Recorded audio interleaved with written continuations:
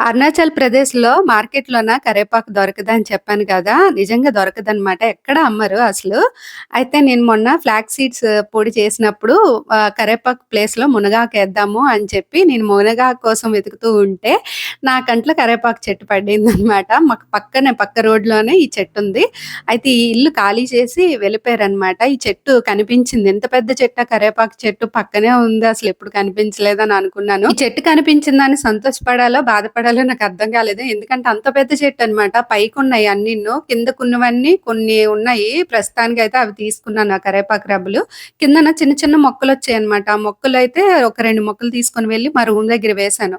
ఆ మొక్కలకి ఏం వేస్తే తొందరగా పెరుగుతాయనేది కామెంట్ చేయండి. ఎందుకంటే ఈ చెట్టు ఎప్పుడు కొట్టేస్తారో, ఎప్పుడుంటదో తెలీదు కదా! అదే మనము మన ఇంటి దగ్గర మొక్కలేసుకున్నామనుకోండి ఉంటాయన్నమాట. కొంచెం తొందరగా పెరిగితే బావుంటదని అనిపిస్తుంది నాకైతే. చూసారు గదా! ఇవన్నీ మీదకున్నాయి అందట్లేదు. అవన్నీ కింద కిందకున్నవైతే తీసుకున్నాననమాట.